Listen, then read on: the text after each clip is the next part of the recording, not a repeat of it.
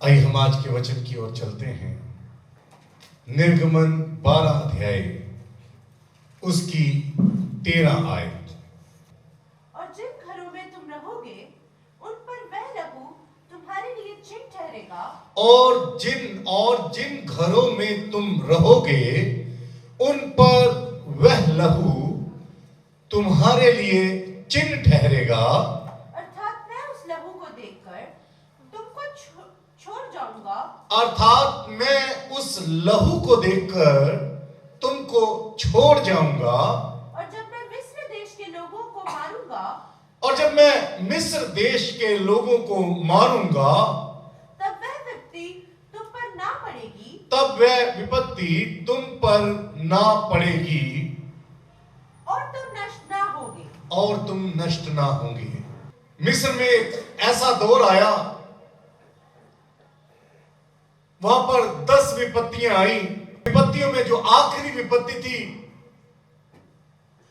उसमें एक मरी के दूत को उस देश में से होकर गुजरना था और उसे हर एक घर में घुसना था और हर एक घर के ऊपर उस मरी के दूत का प्रभाव होना था।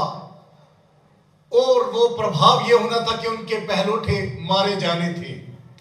लिखा है, जब मैं मिस्र के लोगों को मारने के लिए निकलूंगा, नष्ट करने के लिए निकलूंगा, जब मैं उनको मारूंगा,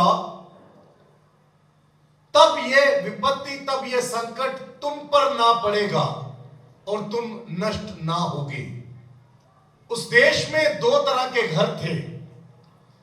एक घर थे जिन घरों में मरी के दूत को अंदर जाने की एंट्री मिली हुई थी, और एक उस तरह के घर थे जिन घरों में मरी के दूत का प्रवेश करना वर्जित था। एक तरह के घर वो थे जिन घरों में मातम होने वाला था, और एक तरह के घर वो थे जिन घरों में लोग खाते पीते हुए नजर आने वाले थे।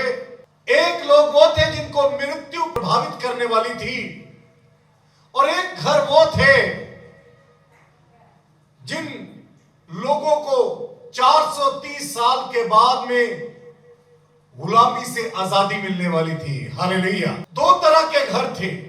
एक वो घर थे, उन घरों के अंदर रहना, उन चोटों के अंदर अपने आप को बंद कर लेना, खतरों से खाली नहीं था। मृत्यु का दूत चौखट बंद होने के बावजूद भी, दरवाजा बंद होने के बावजूद भी मृत्यु का दूत वहां पर एंटर कर सकता था, प्रवेश कर सकता था। लेकिन एक घर वो था, एक तरह के घर वो थे जिस घरों में मृत्यु के दूत को प्रवेश करना वर्जित था, वो नहीं जा सकता था। ये सेफ हाउसेस थे, ये सुरक्षित घर थे, ये महफूज घर थे। हालेलुया। और आज से हम एक विषय शुरू कर रहे हैं, और ये विषय है महफूज घर, यानी सुरक्षित घर, यानी सेफ हाउसेस। मरी का दूत आया और इन घरों को वो प्रभावित नहीं करने पाया। पूरे देश के लोगों के पहलोठे मारे गए, यहां तक कि राजा का पहलोठा भी नहीं बख्शा गया। फिरौन का बेटा भी पहलोठा मार दिया गया।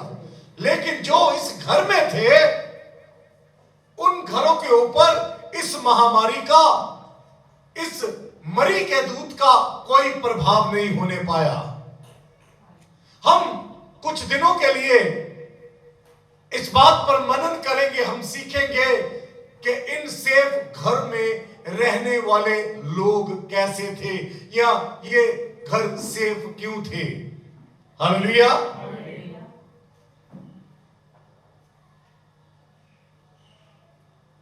ये घर सेफ क्यों थे? सबसे पहली बात,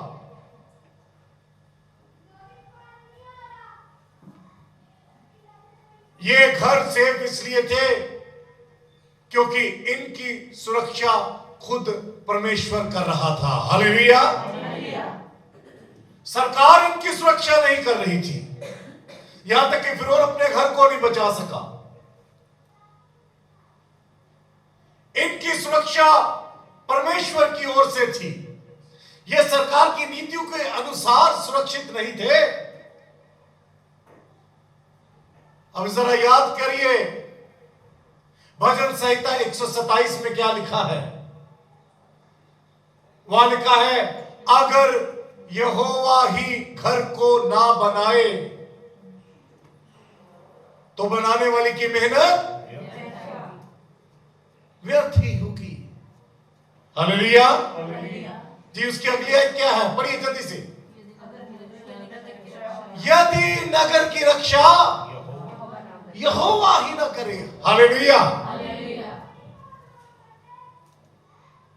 अगर नगर की रक्षा यहोवा ही ना करे तो रखवाले का जागना व्यर्थ है। हालेलुया। ये रात का समय मिस्र देश पर था और बाइबल बताती है तुम्हारा परमेश्वर कभी सोता नहीं, कभी उंगलाता नहीं है। हालेलुया। रात कितनी भी घनी हो, विपत्ति कितनी भी बड़ी हो, समस्या कितनी भी बड़ी हो, संकट कितना भी गहरा हो, हमारा खुदा अपने लोगों के छुटकारे के लिए जागता रहता है, कभी उंगलाता नहीं है। हालेलुया। इस घर की सुरक्षा परमेश्वर कर रहा था। यहोवा ही घर ना बनाए तो बनाने वाले की मेहनत व्यर्थ होगी। हालेलुया। मैं बताना चाहता हूं, चाहे आप कितनी भी नीतियां अपने घरों में बैठकर अपना रहे हो, जो गाइडलाइंस सरकार की ओर से, जो गाइडलाइंस आपको मेडिकल प्रोफेशन के लोगों से मिल रही हो, इंटरनेट के जरिए, टीवी के जरिए वो गाइडलाइंस को फॉलो कर रहे हो, अच्छी बात है। उन गाइडलाइंस को फॉलो करना चाहिए कि आपको दूरी बनाकर रखनी चाहिए, अपने घरों में बंद रहे, सच है। लेकिन मैं आपको बताना चाहता हूं, अगर आपके घरों की सुरक्षा, अगर आपके परिवारों की सुरक्षा आज जिंदा यहोवा जो कि यीशु नाम में जो सुरक्षा हमें प्रदान करता है, अगर वो सुरक्षा आपको नहीं मिल रही तो आप अपने घरों में बंद होने के बावजूद भी आप खतरे में हैं। ये मरी का दूत बंद दरवाजों के अंदर भी घुस सकता है। हालेलुया। ये घर सुरक्षित इसलिए नहीं थे, इस कारण नहीं थे क्योंकि सरकार की नीतियों के अनुसार चल रहे थे। ये इस कारण नहीं थे कि ये अलग अलग तरीके से अपने अपने ईश्वरों को प्रसन्न करने की प्रसन्न करने के को लगे हुए थे। इनके ईश्वर लिखा है, इनके ईश्वर इनको बचा ना सके। हालेलुया। ये घर सुरक्षित इस कारण थे क्योंकि इनका रक्षक जाग रहा था। हालेलुया। इनका रक्षक इनके लिए सक्रिय था, इनका रक्षक इनके लिए एक्टिव था। हालेलुया। पहली बात, ये घर सुरक्षित इसलिए थे क्योंकि इनकी सुरक्षा यहोवा परमेश्वर की ओर से इन्हें प्रदान की गई थी। हालेलुया। बाइबल में लिखा है, बढ़ाना और घटाना यहोवा की ओर से होता है। दिनों का बढ़ाना, किसी के जिंदगी को बढ़ाना और घटाना, यह सब परमेश्वर के हाथ में है। दूसरी बात, यह घर सुरक्षित क्यों थे? पढ़िए 12 अध्याय, निर्गमन 12 अध्याय उसकी 2 आयत। ये महीने तुम लोगों के लिए आरंभ के ठहरे। एक बहुत बड़ी तब्दीली यहां पर इस्राएलियों को करने के लिए सिखाया जा रहा है। इससे पहले उनका साल सितंबर के मिड से शुरू होता था, सितंबर के महीने के मध्य में से।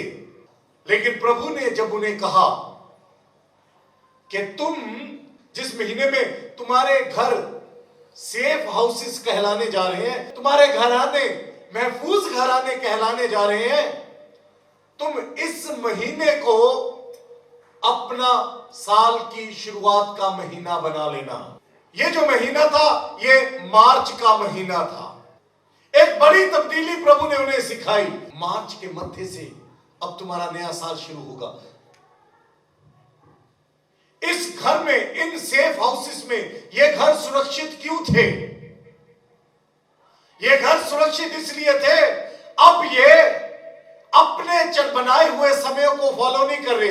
अब ये अपनी चलाई हुई रीति रिवाजों के अनुसार नहीं चलने वाले लोग हैं। इन घरों में वो लोग हैं जो परमेश्वर के ठहराए हुए समय के अनुसार, परमेश्वर के चलाए हुए रीति रिवाजों के अनुसार चल रहे हैं। हालेलुया। पहले इनका खुद का बनाया हुआ था, सितंबर के महीने से नया साल शुरू कर रहे हैं, लेकिन अब प्रभु ने कहता है नहीं, अब से तुम्हारे साल की शुरुआत जो है वो मार्च के मध्य से शुरू, तुम्हारा साल शुरू होगा।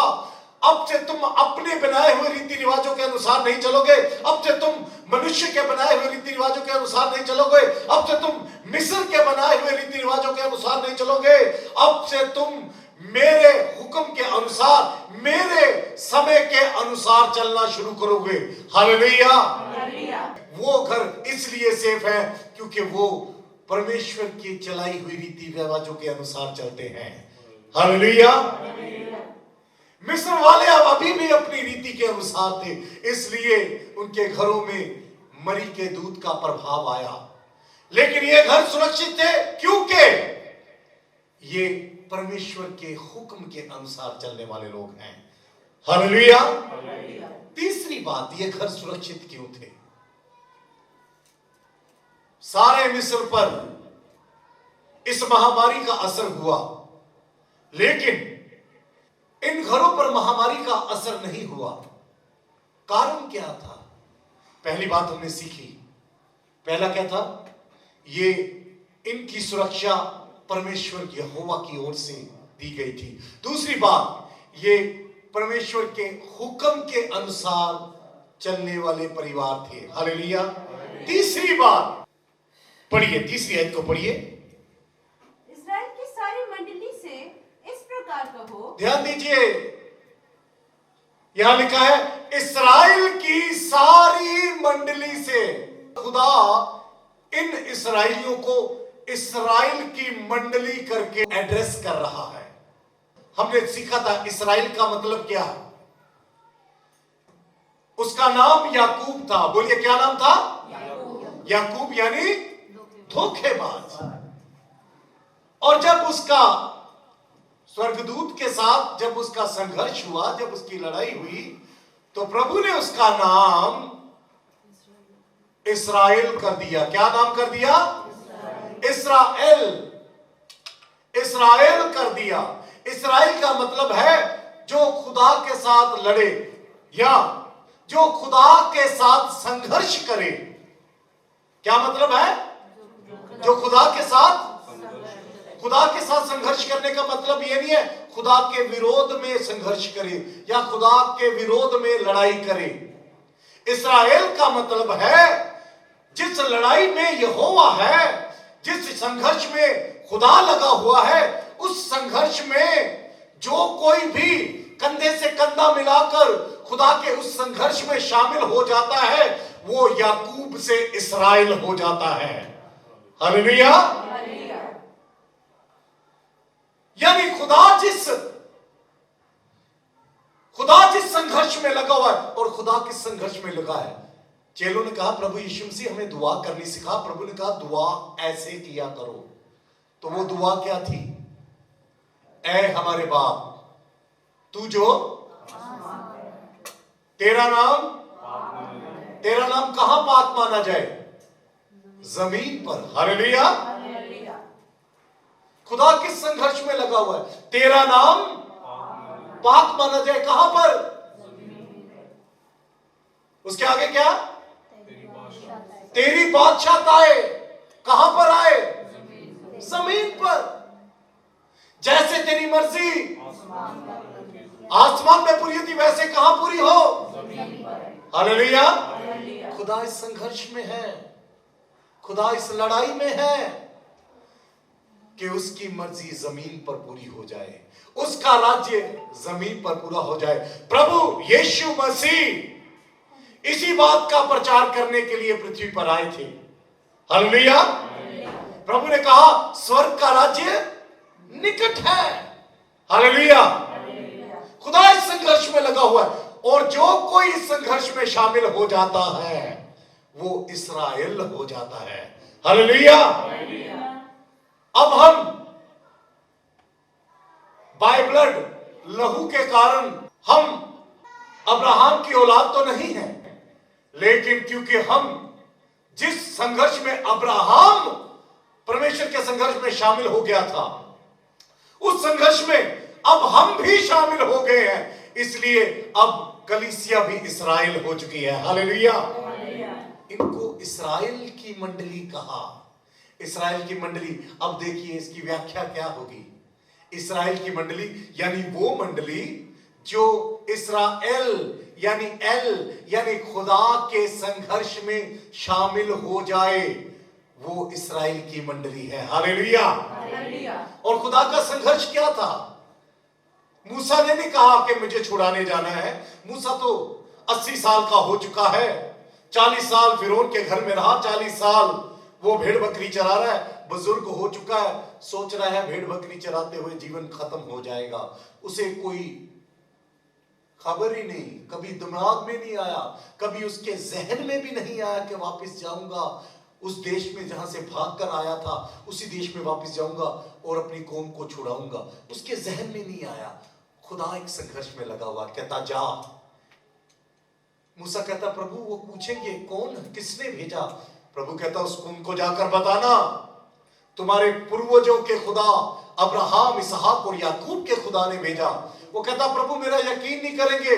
खुदा ने उसे 2 चमत्कार दे दिए, तू ये 2 चमत्कार जाकर उनको दिखाना। वो जब इन चिन्हों को देखेंगे तो वो मान लेंगे कि यहोवा ने ही तुम्हें भेजा है। हालेलुया। खुदा ने मूसा को भेजा था। खुदा इस संघर्ष में था कि इस्राएली छुटकारा पा जाए। हालेलुया। अब इस्राएली भी इस जद्दोजहद में, इस संघर्ष में शामिल हो गए। उनको लिखा गया इस्राएल की मंडली। हालेलुया।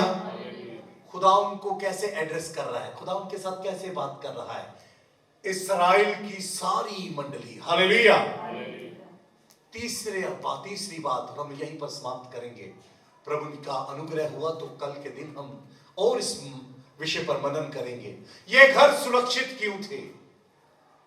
ये घर सुरक्षित इसलिए थे, ये घराने महफूज इसलिए थे क्योंकि ये परमेश्वर के संघर्ष में शामिल हो चुके हैं।